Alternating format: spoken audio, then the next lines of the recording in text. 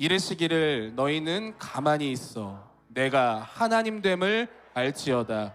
내가 문 나라 중에서 높임을 받으리라.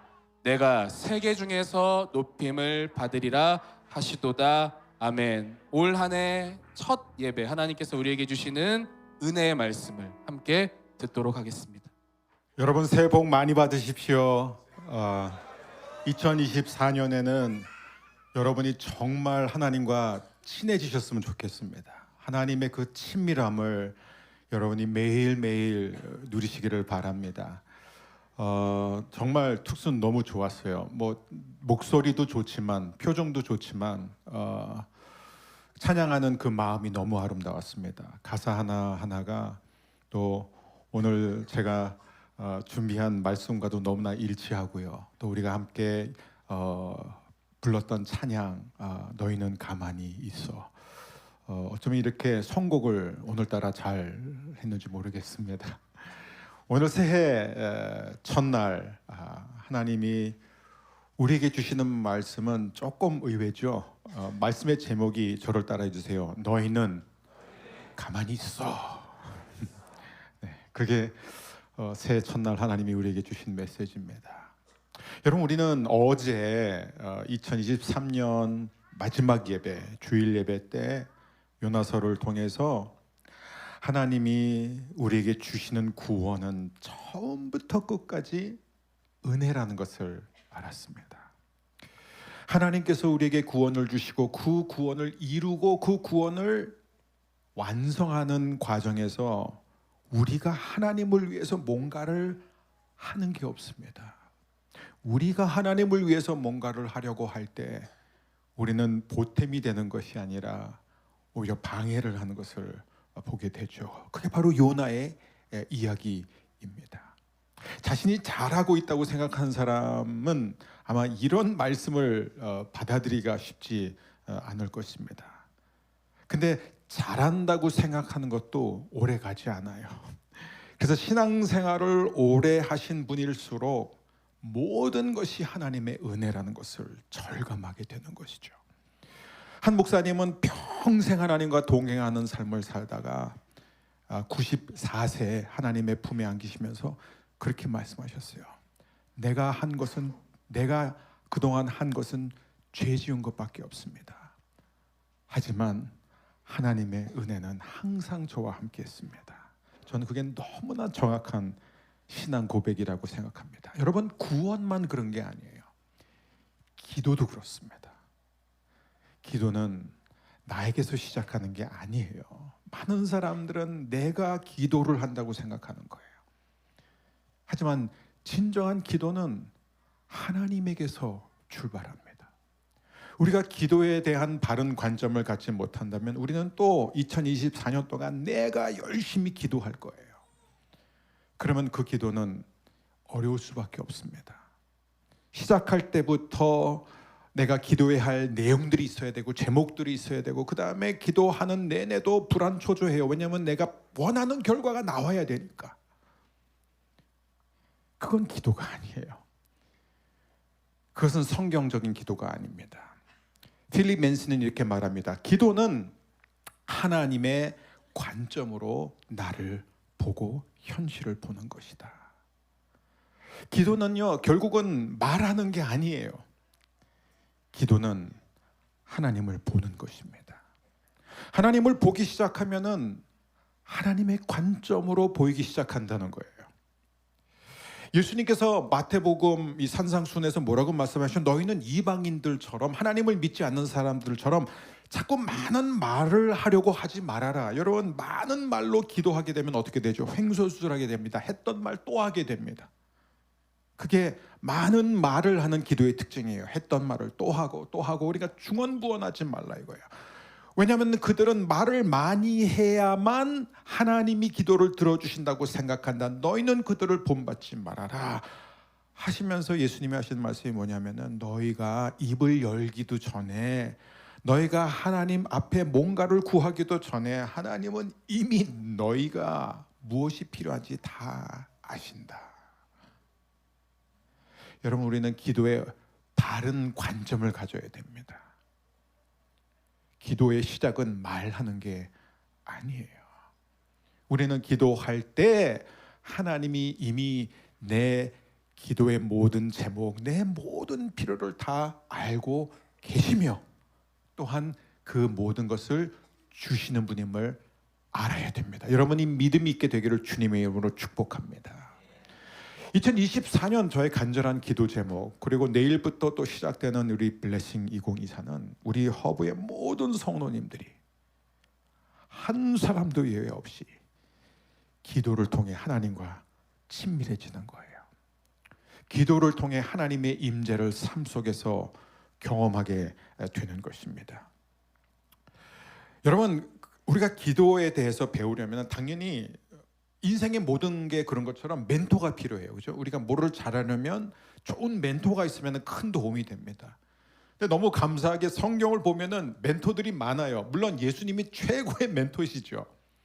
하지만 우리가 구약을 보게 되면 좀 더 우리랑 비슷한, 좀 더 우리처럼 어쩌면 우리보다 더 심한 죄를 지은 한 인간을 통해서 우리가 배우는 게 더 좋지 않을까요? 그게 바로 누굴까요? 여러분, 압도적인 1위로 기도를 가장 많이 했고 그 기도가 가장 많이 기록된 사람은 다윗입니다.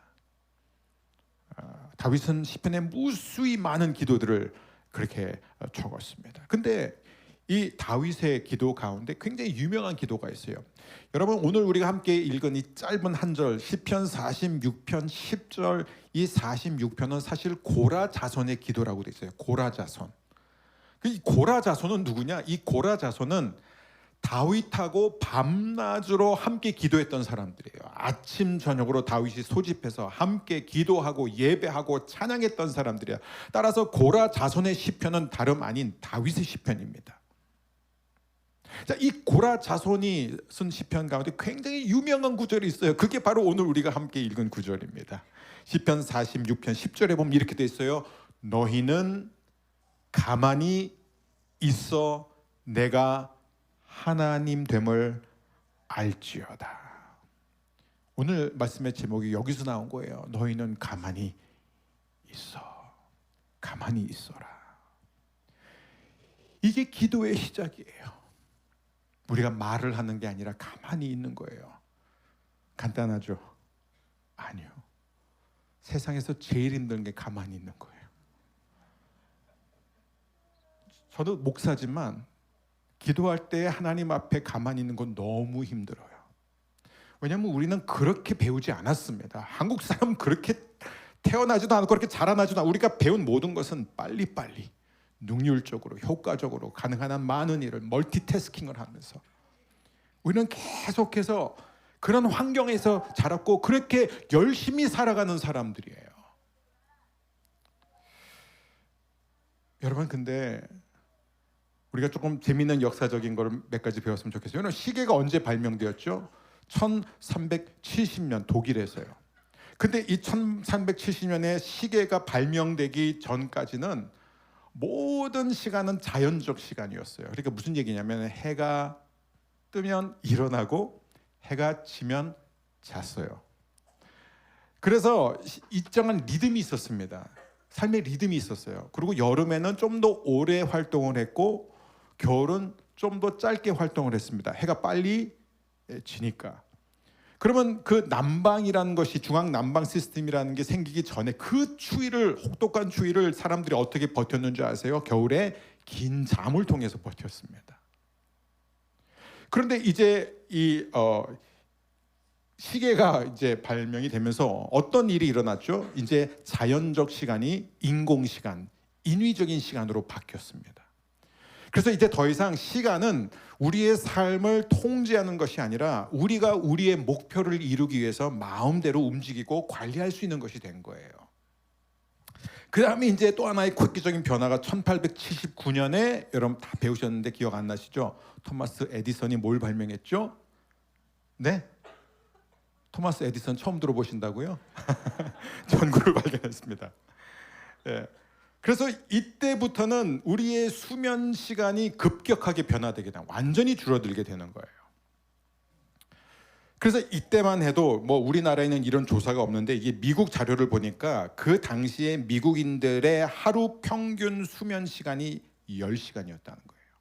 10시간에서 10시간 반이었다는 거예요. 하지만 이제 전구와 함께 인간은 어두울 때 잘 필요가 없게 되었습니다. 얼마든지 일을 더 많이 할 수 있게 되었습니다. 생산력을 늘리기 위해서 기술이 이제 막 급속도로 발전하기 시작합니다. 이제 그러다가 1960년에 이르러서는 뭐 에어컨서부터 난방, 마이크로웨이브, 식기세척기, 의류세척기 이런 것들이 이제 보편화되기 시작했습니다. 그때부터 이 사회학자들은요 이구동성으로 뭐라고 그랬냐면 야 이런 생활의 모든 편의 기구들이 이제 발명이 됐기 때문에 이제는 미국 사람들과 전 세계에 있는 모든 사람들은 여가 생활을 훨씬 많이 갖게 될 것이고 일을 덜 해도 된다. 이제 우리의 모든 삶의 속도는 느려질 것이다라고 전망했습니다.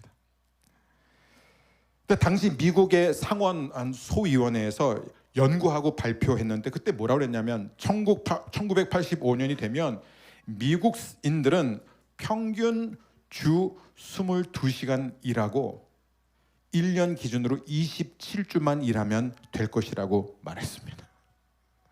근데 1980년대 이후 사람들의 삶을 보세요. 여가 시간은 급격히 줄어들었습니다. 기술의 발전은 우리로 하여금 더 많은 여가를 누리게 한 것이 아니라 더 많은 일을 하게 만들었습니다. 이제 결정적인 게 바로 2007년 아이폰 출시, 2008년 안드로이드 폰 출시. 이 스마트폰이 출시되면서 이제 이 아이폰 같은 경우는 이 데이터를 추적할 수 있는 그런 기능이 있었잖아요. 그래서 이걸 추적을 해보니까 2016년 연구를 보니까 스마트폰을 사용하는 사람은 하루 평균 2617회를 만진다는 거예요.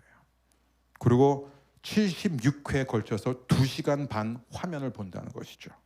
물론 여기에는 테레비를 보고 컴퓨터 보는 거 다 뺐습니다. 스마트폰 하나예요. 3년 뒤인 2019년에 다시 연구를 해보니까 그때 모든 게 배가가 됐다는 거예요. 하루 평균 사람이 스마트폰을 들여다보는 시간이 5시간이 되었다는 겁니다. 그리고 더 재미있는 거 코로나 기간에는 이 수치가 30% 상승했습니다. 무슨 얘기냐? 기술의 발전으로 인해서 인간의 삶은 더 여유가 있어진 게 아니라 그 반대라는 거예요.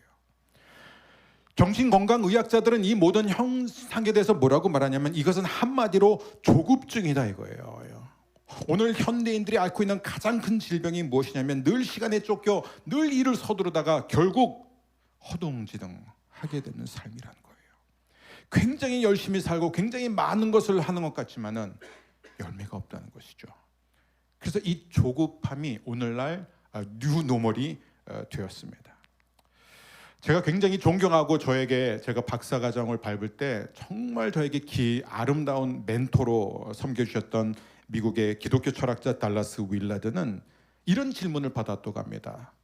교수님, 제가 어떻게 해야 영적으로 건강해질 수 있을까요? 그랬더니 이 달라스 윌라드 박사님이 한참 생각을 하다가 이렇게 대답을 했다고 해요. 우리의 삶의 조급함을 가차없이 제거해야 됩니다. 이분이 한평생 살면서 무엇을 깨달았냐면 신앙생활에 있어서 가장 큰 원수가 무엇이냐? 조급함이라는 거예요. 여러분, 제가 뭐 이렇게 저도 한국교회 목사지만 제가 한국교회 목회자를 비하하려는 건 아니지만 대부분의 목회자들한테 한번 영적 생활의 가장 큰 방해가 무엇입니까? 하면 조급함이라고 말할 분들은 별로 없을 것 같아요. 다들 게으름이라고 그러든지 뭐 헌신의 부족이라고 그러든지 기도가 부족하다고 그러든지 그렇게 얘기할 거예요.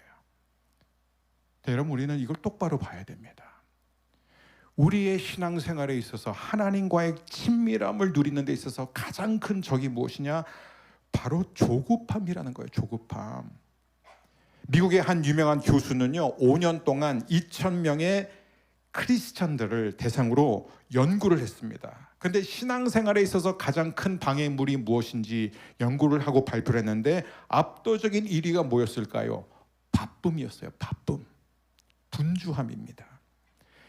그 연구에 의하면 그리스도인은 조급한 문화에 점점 동요가 되면서, 그러면서 점점 하나님이 삶의 중심에서 밀려나가게 되고, 그러면서 하나님과의 관계가 나빠지게 되고, 그러면서 그리스도인은 점점 더 세상의 방식에 더 동요가 되고, 그러면서 그들은 계속해서 분주한 문화 속에 깊이 빠져들고 이 악순환이 계속 반복되고 있다는 것입니다. 여러분, MBTI 검사의 기초를 놓아준 의학 심리학자 칼 융은 이렇게 말했습니다. 조급함은 마귀에게서 온 게 아니라 마귀 그 자체다. 마귀 그 자체예요, 조급함이. 영성신학자 리처드 포스터, 기도, 그 다음에 제자 영적 훈련으로 유명한 이 리처드 포스터 목사님이 이렇게 말했습니다. 현대 사회에서 우리의 적 마귀는 그리스도인들을 공략하고 있는데 그가 쓰는 최고의 도구가 바로 조급합니다. 마귀는 최대한 우리를 조급하게 함으로써 만족을 누린다. 이 정도만 인용하겠습니다. 조급함은 굉장히 무서운 영적 방해물이라는 거예요. 여러분, 이 모든 영성 신학자들이 이구동성으로 외친 것이 무엇이냐면요, 이들은 다 이 얘기를 합니다. 결국은 조급함은 어디로 거슬러 올라가냐면 아담과 하와에게 거슬러 올라간다는 거예요. 그들은 마귀에게 속습니다. 뱀이 뭐라 그러죠? 너희가 이 선과 악을 알게 하는 나무를 먹으면 눈이 열려가지고 영원히 살게 될 것이다, 죽지 않을 것이다, 이렇게 말해요. 그러니까 그 거짓말에 속습니다. 영원히 살 것처럼 살기 시작해요. 그리고 이 죄를 지은 다음에 그 다음부터는 조급하게 서두르면서 이 죄를 덮어버려요. 뭘 하죠? 바로 숨어버리고, 그걸로 안 되니까 또 이 나뭇잎을 가지고, 무화과 나뭇잎을 가지고 만들어서 그 자신의 수치스러운 부분을 가리고, 그 다음에는 서로 탓을 하고 손가락질을 하고. 그러니까 결국 모든 죄로 인해서 타락한 이 아담과 하와의 후예들은 어떻게 되느냐면, 우리는 다 이 조급함의 기술을 습득하면서 산다는 거예요. 그래서 결국 우리는 괜찮은 사람이 되지만 깊이가 없는 사람이 되는 거예요. 우리는 나쁜 사람은 아니에요. 근데 바쁜 사람이 되는 거예요.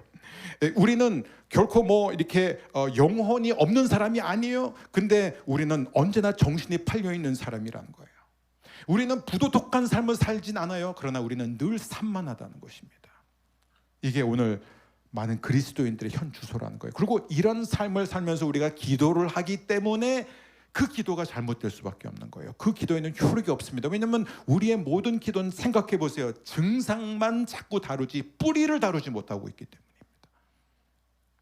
어떻게 하면 이제 블레싱 2024, 2024년 한 해 동안 다 처음엔 기도해야 되겠다, 열심히 기도해야지, 더 많이 기도해야지라는 결단으로 시작하지만, 또 시간이 지날수록 내가 또 기도를 열심히 하지 못했구나, 내가 또 막 약속한 대로 원하는 대로 기도하지 못했구나. 어떻게 우리가 그 패배주의에 사로잡히지 않을까요?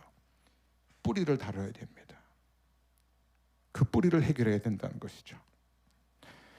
여러분, 저는 우리 허브의 모든 성도님들이 얼마나 바쁘게 사는지 알아요.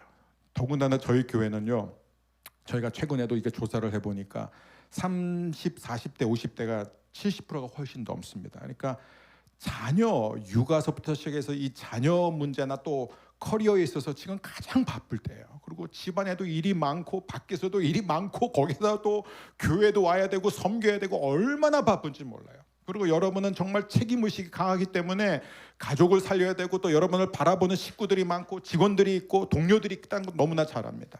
우리의 삶이 그렇게 바빠요. 할 일이 끊임없이 많이 생겨나고 있습니다. 그런데 여러분, 우리가 이때 이걸 기억해야 돼요. 고라의 자손 다윗은 이 모든 기도를 어떤 상황에서 썼느냐. 우리는 보통 저는요, 잠들 때 그 다음 일정을 생각하면서 그 다음 날 해야 할 것들, 뭐 설교나 또 강의나 이런 것들을 생각하고 걱정해서 잠들어요. 근데 여러분, 다윗은 언제 잠들었는지 아세요? 다윗이 잠든 것은 자신을 공격해오는 적이 언제 어떻게 닥쳐올지 모르는, 늘 그 피말리는 삶 속에서 한 나라의 왕으로서 끊임없는 전쟁의 연속 속에서 살았던 사람이에요. 근데 그가 어떻게 기도를 하고, 이 고라 자손이 어떻게 다윗과 함께 기도를 하면서 이러한 중요한 말을 합니까? 너희는 가만히 있어라. 이게 기도의 핵심입니다. 하나님 앞에서 가만히 있어라. 여러분 보세요. 이 개역, 쉬운 성경, 개역 한글, 현대어 성경 다양하게 이렇게 번역이 됐습니다. 개역 개정은 가만히 있어라. 그리고 쉬운 성경은 조용히 하여라. 그다음에 우리말 성경은 차분히 생각해라. 현대인의 성경은 잠잠하라. 새 번역은 잠깐 손을 멈춰라. 현대어 성경은 이제 그만 싸워라. 하나님하고 그만 싸우라는 거예요. 하나님 앞에 그만 따지라는 거예요. 여러분, 이 모든 의미가 다 좋은 시도예요. 근데 가장 잘 번역한 것은, 여러분 사실 이 단어, 이 라틴어 성경을 보면 이게 바카타라는 단어가 나옵니다. 이 바카타에서 나온 단어가 영어의 vacation이에요. vacation. 여러분 vacation 좋아하시죠? 저 좋아합니다. 근데 이 바카타라는 이 단어가 무슨 뜻인지 아세요? 비우다라는 거예요. 비우는 거예요. 그러니까 다윗과 고라의 자손이 하나님 앞에서 우리가 기도할 때 가장 중요한 출발점이 무엇이냐? 하나님 앞에서 자신을 비우는 거예요. 걱정을 비우고, 근심을 비우고, 두려움을 비우고, 분노를 비우고, 미움을 비우는 거예요. 하나님 앞에서예요. 더 이상 내가 내 삶에서 왕노릇하려고 그러지 말고, 내가 내 삶의 주도권을 갖고 내가 뭔가 하나님을 위해서, 누군가를 위해서 하려고 하지 말고 먼저 비워라. 그게 기도라는 거예요. 내 자신을 철저히 비우는 거예요. 그게 진짜 기도입니다. 다윗은 시편 39편 4절에서 이렇게 기도합니다. 저는 이 기도를 굉장히 좋아해요. 우리 같이 4절 5절 기도를 함께 읽겠습니다. 여호와여, 내 인생의 마지막이 언제이며 어느 때에 내 삶의 끝이 오는지 알려주소서. 나의 삶이 날아가는 화살 같다는 것을 알았습니다. 주님께서 내게 고작 한 뼘밖에 안 되는 짧은 인생을 주셨습니다. 내 일생이 주님 앞에서는 아무것도 아닙니다. 사람들의 인생은 한순간의 입김일 뿐입니다. 저는 이 다윗의 기도 너무 좋아요. 여러분, 이게 패배자의 기도 같으세요?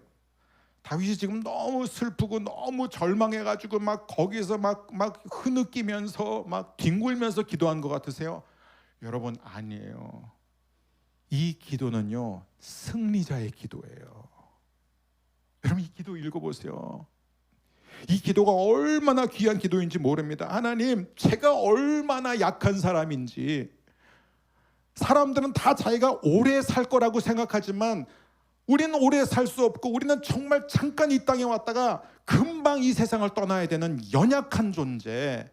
우리가 모두 다 부질없는 삶을 살고 있다는 것을 제발 알게 해주세요. 그것을 잊지 않게 해주세요. 왜 다윗이 그렇게 기도했는지 아세요? 하나님 앞에서 자신을 비우는 거예요. 하나님 앞에서 자기가 누구인지 알게 되면은, 여러분, 하나님이 자기를 얼마나 사랑하시는지를 알게 됩니다. 자기가 잘났고 자기가 여전히 힘이 있고 자기가 뭔가 할 수 있다고 생각한 사람은 하나님이 자신을 얼마나 사랑하는지 몰라. 요나가 언제 하나님의 사랑을 깨달았어요? 물고기 뱃속에 들어갔을 때예요.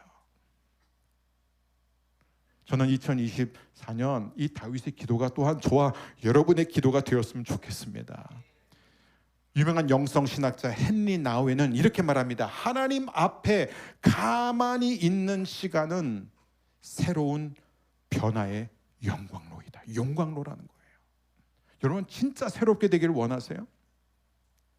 9월달 우리가 새로운 표를 정할 때 1년 동안 우리가 하나님 앞에 바라고 받은 메시지가 뭐냐면 리셋이었어요. 주님, 저는 날마다 새롭게 되기를 원합니다. 여러분, 정말 새롭게 되기를 원하시니까 오늘이 새해 첫날이요. 새롭게 되기를 원하세요? 그 방법은 하나밖에 없습니다. 우리가 하나님 앞에서 새롭게 될 수 있는 것은 하나님 앞에 가만히 있어야 돼요. 그게 출발입니다. 오늘 막 굉장히 의욕을 갖고 오늘은 뭔가 1년 중에서 제일 뜨겁게 기도하려고 왔는데 지금 가만히 있으라니까 뭔가 이렇게, 아니요. 그게 첫 번째예요. 가만히 있는 거예요. 그때부터 새로운 변화가 시작되는 것이에요. 여러분, 헨리 나윈이 왜 영광로라는 표현을 썼는 줄 아세요? 가만히 있는 게 너무 힘드니까.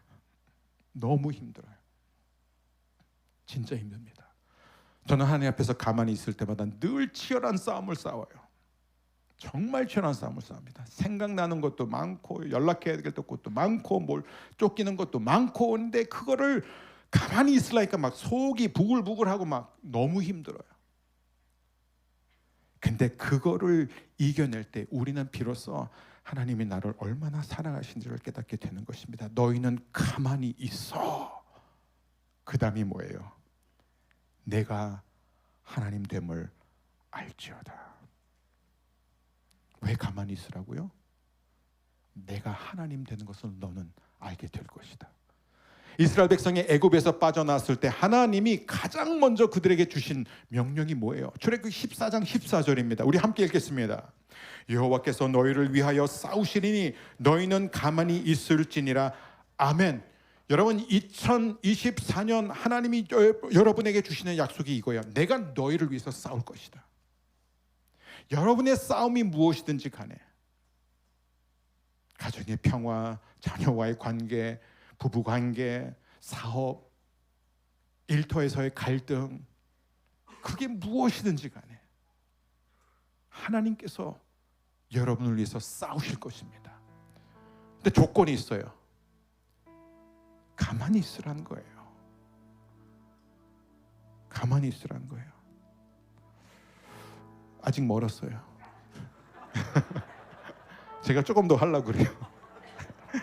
가만히 있어라. 가만히 있어. 뭘 하려고 하면 이렇게 방해가 된다는 거야. 우리가 아주 직접. 땡큐, 땡큐. 이게 바로 바카테요. 멈춰라 이거예요. 멈춰라, 비우라, 조용하라, 잠잠하라, 차분히 생각해라, 그만 좀 싸워라. 그 얘기예요. 이게 제가 되게 못하는 거예요. 저도 되게 조급하거든요. 저도 항상 뭔가 해야 된다고 생각하거든요. 근데 하나님은 그러세요. 가만히 있어. 그러면 내가 누군지 알게 될 거야. 내가 바로 하나님이라는 것을 알게 될 거야. 내가 너를 위해서 싸우는 것을 너는 보게 될 것이다. 여러분, 이런 기도들을 드릴 때 어떤 일이 일어나는 줄 아세요? 이게 참 기가 막혀요. 이 기도를 했을 때 여러분, 우리가 참 놀라운 게 뭐냐면 어떤 일이 일어나냐면 그 다음 부분 우리가 다 읽을게요. 시편 46편 10절을 전부 다 읽겠습니다. 이르시기를 너희는 가만히 있어 내가 하나님 됨을 알지어다. 내가 문 나라 중에서 높임을 받으리라. 내가 세계 중에서 높임을 받으리라. 할렐루야. 가만히 있으면 어떻게 되는 줄 아세요? 첫 번째, 하나님이 하나님 되심을 우리가 알게 됩니다. 두 번째, 하나님은 모든 나라, 나라 가운데서 어떻게 해요? 높임을 받으시고, 그걸로 끝나지 않아요. 하나님은 대한민국에서 높임을 받으실 뿐만 아니라 세계 중에서 높임을 받으리라. 여러분, 이게 무슨 얘기인 줄 아세요? 하나님이 드러나겠다는 겁니다. 하나님의 임재가 정말로 드러나게 된다는 거예요. 세계에 있는 모든 사람들이 하나님이 통치하고 계시다는 것을 눈으로 보게 될 것이라는 거예요. 이게 하나님이 일하시는 방식입니다. 그래서 미움이 있는 곳에 사랑이 흐르기 시작하는 거예요. 분열이 있는 곳에 평화가 흐르기 시작하는 거예요. 두려움이 있는 곳에 소망이 흐르기 시작하는 거예요. 언제나 하나님이 그렇게 일하십니다. 우리가 아까 부른 찬양, 교회여 일어나라. 그게 결국 뭐예요? 하나님, 나를 통해 일하여 주옵소서예요. 근데 하나님은 언제 우리를 사용하십니까? 언제 교회를 사용하세요? 오늘 이 한 가지만 기억하세요. 하나님 앞에 가만히 있을 때. 그래서 저는 오늘 여러분에게 도전을 하고 싶습니다. 실천이 있어요. 2024년 여러분 모두가 예외 없이 이 실천을 하게 되기를 바랍니다. 그게 뭐냐면, 여러분, 우리는 기도할 때 가만히 있어? 그럼 가만히 있지 하면서 뭘 생각하냐면, 기도는 하나님의 음성을 듣고 하나님의 계시를 받는 시간, 또 이렇게 생각해요. 그럼 가만히 못 있어요 또. 왜냐하면 가만히 있었는데 아무것도 안 들려오거든요. 그러면 뭐야 이거, 효과 없잖아, 이렇게 생각할 수 있어요.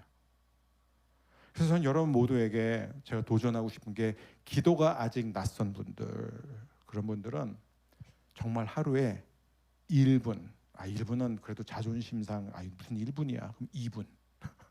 1분도 좋고 2분도 좋고 타이머를 설정하세요. 아예. 왜냐면 자꾸 시간에 연연하지 말고 타이머를 설정해도 좋아요. 2분도 좋고 1분도 좋아요. 그걸 딱 정해놓고 여러분 언제 하는 건 중요하지 않습니다. 진짜예요. 일어나자마자 해도 되고 출근 전에 해도 되고 출근 후에 해도 되고 아니면 점심시간에 잠시 시간 있을 때 해도 되고 퇴근 후에 해도 되고 잠자리에 들기 전에도 다 상관없습니다. 애들 학교 보내고 하셔도 돼요. 다 좋습니다. 중요한 것은 일정한 시간에 꾸준히 하는 거예요. 꾸준히 합니다. 정해진 시간에 하는 거예요. 어떤 자세도 중요하지 않아요. 얼마든지 무릎 꿇을 수도 있고 앉아서 할 수도 있고 서서 할 수도 있습니다. 그래 중요한 것은 이거예요. 여러분이 하나님 앞에서 1년 동안 딱 1년 동안 손만 이렇게 손을 살살 내밀고 손만 이렇게 주님께 하고 고개를 아래로 하지 말고 고개를 위로 바라보면서 호흡 한두 번 하시고 그 다음에 딱 한마디만 하세요. 딱 한마디. 주님, 제가 여기 있습니다. 아니면 성령님 임하소서. 아니면 주님 불쌍히 여겨주세요. 딱 한마디만 하세요.